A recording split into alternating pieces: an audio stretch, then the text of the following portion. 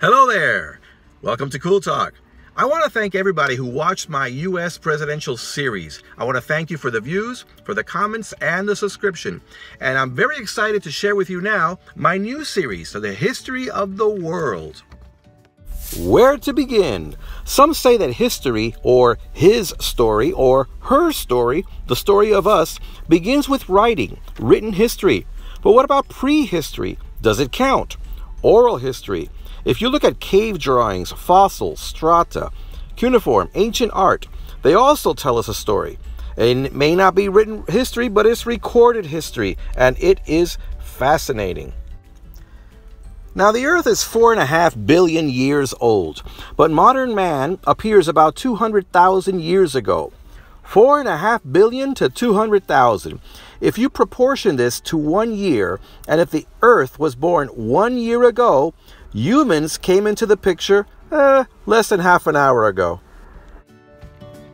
Now, if man began writing about 5,000 years ago, and you compare that to the 200,000 years of human existence, proportion it to 1 year, that means that man arrived a year ago and began writing a little over a week ago, which means that about 99% of human history is unknown.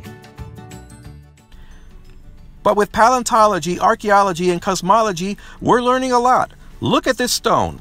If you crack it open, you'll find fish bones and vegetables inside. Why?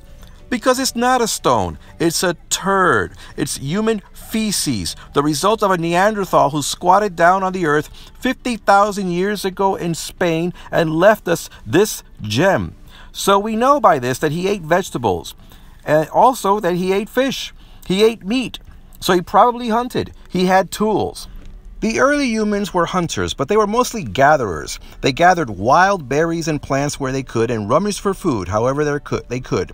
Their skulls were thicker than today, the better to ward off violent blows and damage when attacked by wild animals. But as they ate more and more meat and developed tools, they sucked bone marrow, their skulls got thinner and their brains got bigger. Eventually, their vocal passages changed, allowing more speech capacity, more words, and more language.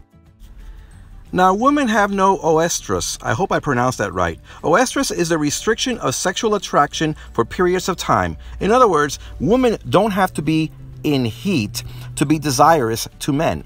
All female animals have oestrus, but not women. And this is good. Animals are more self-sufficient.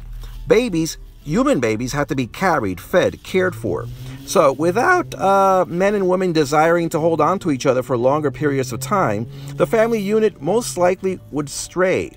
Infant mortality would rise and humankind would go extinct. Neanderthals, our primitive cousins, disappeared about 40,000 years ago. But what do we know about them? We do know that some people still have Neanderthal DNA today.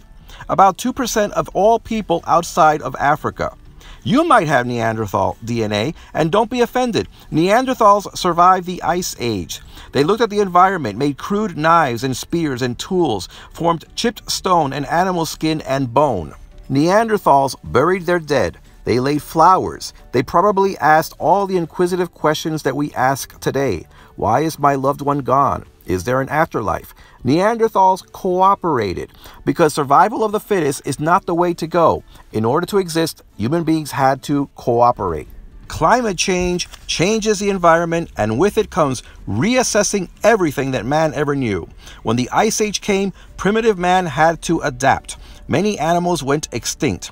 What is an ice age? It's a period of long-term reduction in the temperature of the Earth's surface and the atmosphere, expanding ice sheets and glaciers. In short, it is cold. The Earth has had 5 major ice ages, and in between are warm interglacial periods. The last ice age ended about 10,000 years ago. Now, to survive the Ice Age, man had to be very creative, very resourceful, and they had to move to warmer climates. And now we need to talk about migration. Man started from East Africa 200,000 years ago. They spread to North Central Africa 70,000 years ago, crossed the Red Sea to Asia, they were primitive boats, and 50,000 years ago, they reached Australia. 40,000 years ago, they entered Europe, then Southeast Asia. 15,000 years ago, they crossed the Bering Strait into the Americas and moved south for the next 3,000 years after that.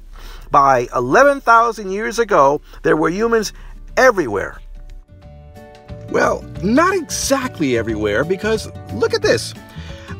Even though Madagascar is right off the coast of Africa, nobody went to Madagascar until about 2,500 years ago. So for hundreds of thousands of years, humans didn't reach Madagascar. And when they did, it didn't come from Africa. They came from the Sunda Islands from Asia. Can you imagine that? I don't know why. Now, I'm intrigued by one thought.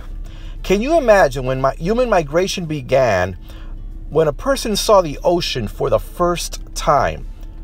Imagine, he had never even heard of the ocean, never saw a picture of the ocean. So he starts walking and walking and he sees this big sea. Can you imagine the person who grew up in the plains of Africa, through the jungles, and sees the first mountain? It's just mind-boggling. Now, for man to survive the Ice Age, he needed to keep warm, and for this, he needed fire. Now, you might think I'm saying that that early man learned to make fire. No, we're not there yet. For centuries, humans would get fire from volcanoes or lightning strikes, and then they would keep the fire going. And this use of fire revolutionized the world. Think about this. Now you can cook your food. You can take bitter plants and now they're edible. You can carry a torch and walk at night, and you can scare away animals. And think of this as well. People think of prehistoric man as cavemen, but you would be insane to live in a cave before fire, because animals will go in there and you would be trapped. But once we had fire, we could keep the wild animals away from the cave. People began to look at the cloudy sky and at volcanoes, and they would wish for fire. Then they began to pray for fire. Then they created fire religions and fire legends and fire gods. You probably know of Prometheus, the Greek god legend, who stole fire from the gods and gave it to the humans. With this worship of fire came fire specialists or fire bearers, religious leaders who became masters of acquiring and keeping fire. They had enormous power over the lives of the whole clan. And then came animal sacrifice and, unfortunately, also human sacrifice. We had conquered the night. We could walk around, scare away animals, and carry a torch at night. People would sit around the fire at night and talk. More social interaction, more words, the growth of language. Now there was more leisure time for art, and more time to have babies.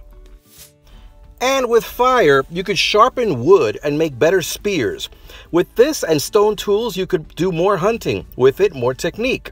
And with more technique came the need to pass on this information. So now, strong young people were not the only necessary components.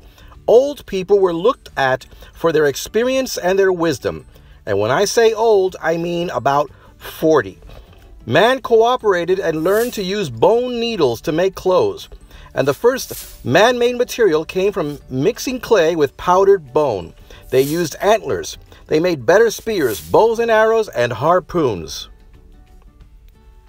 And in art, their cave painting and painted rocks seems like they were always telling stories involving animals. Animals were strong, but legends were born of man conquering over nature, over animals. Think of the legends of Hercules, who killed snakes as a baby, and as a man had to fight lions and hydras, boars, bulls, and mares. 25,000 years ago, like this model of a hut, was found in today's Czechoslovakia. A clan hunted mammoth, huge animals, with their new tools. And they could now kill the mammoth and with the bones, hold up their huts. Unfortunately, mammoth hunting became a norm and they became extinct. They learned to bake clay. And look at these whistles made out of wood. And then there was this, the mother goddess, the Venus. The image of big breasts and buttocks appeared in different continents. Was this a religion? Whatever it was certainly popular. It was found all over. Okay, the Ice Age ended. The earth got warmer. Isn't that good? I can go to the beach now. Not quite. With glaciers melting came floods, hot winds, famines, and death. Again, we had to adapt. And in the process of adapting, we learned to domesticate animals. One day, somebody fed a wolf. The wolf became friendlier. And what happened? We got the dog. We were able to use the dog for hunting and for companionship. And once we domesticated the sheep, well, the shepherd was born. Woman learned to ground grain and somehow, after trial and error, began mixing and creating bread. Women would cut grass, make straw to make baskets to carry things.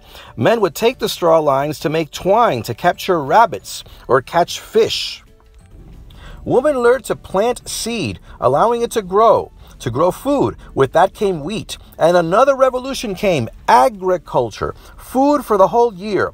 Populations grew. People would stay put. If you didn't eat meat, at least you got your veggies. This was huge. This was a time when men hunted and women would farm. There was clan leadership, but the clan leadership went through the mother, not through the father. Why? I think it's because men depended on agriculture, which was in women's hands, and because women were the ones who had babies. Because, believe it or not, primitive man didn't know that sex created babies. Why? Well, as nomads, humans wandered around and nobody told them where babies came from. So, they thought babies came from food or from bathing in the river or something. And that men couldn't have babies no matter what he ate. So men recognized the babies as their wife's babies, not his. Men, at this point, began raising animals, and by doing so and settling down in one spot, notice, animals had sex, they had babies. So the children that the wife had suddenly became his children. When man discovered this, he began to look at his children as his, the land as his, the woman as his, and thus came private property. Don't believe me? Look at these natives of the Trobriand Islands of New Guinea. They still think that babies are born because women bathe in the river, and that sex only enhances the process. So, husbands would lock their wives up so that no other man would touch them. The children were his, and so was the wife. And if women were locked away and the men did the hunting, who tended to the farm? Well, slaves. So, with agriculture came male dominance, private property, desire for somebody else's property, which meant greed, slavery, and then, of course, warfare. As the clans began to fight against each other, weapons were made from copper and other metals. Now, at that time, gold had no value whatsoever. You can't make a hammer out of gold. You can't make any nails. The gold is too malleable. But gold was pretty, and trinkets were desired, and gold became an acquired value. You could trade things for nice gold jewelry. It was a primitive currency that still exists today. By this point, man had developed a rudimentary style of government with a leader. Children from different clans got married to keep the peace, and somehow inbreeding was frowned upon, and it still is worldwide. And with this new patriarchy, religions also changed. It was no longer Mother Earth that was worshipped. Gods were now predominantly male, and some clan leaders declared themselves gods and sacrificed animals to themselves, and human sacrifice became extensive. By 10,000 BCE, all main racial groups were established. Humans had changed over time. Bone structure, skull shape, hair, all influenced by climate and geography. And then came the cities, like Çatalhöyük from Anatolia, Turkey. 18 layers of buildings upon buildings, the bottom layer dating to 7500 BCE. And look at this model. Mud brick houses accessed through holes in the ceilings. The doorways were on the ceilings. You had to climb stairs to get to the roof and then down a ladder into the house. And they had walkways from house to house. And sometimes they had ovens on top of the house where the neighbors could have a cookout. Now, in the early 20th century, an archaeologist, Dorothy Annie Elizabeth Garrard, made a discovery. She discovered some bones of some primitive people. These primitive people she named as the Natufians. The Natufians learned to store grain to keep it dry. They improved on their building skills, and eventually they started to build cities, important cities. One of these important cities was a walled city that we all know of today. It's the city of Jericho. Jericho was a stopover for merchants and travelers who moved between Egypt and Asia. It was a walled city, and it had what was probably the first known hotel. It is the oldest, or one of the oldest cities in the known world. Then, as temperatures got even warmer, people settled between the Euphrates and the Tigris River and built other cities such as Kish, Lagash, Uruk, and Eridu. Now, about 3100 BCE came the invention of writing, and it came from the people that created the first major civilization in the world. These people were the Sumerians, and we're going to learn about them, but that'll be in the next chapter on my series. Till then, thank you for listening. This is Cool Talk.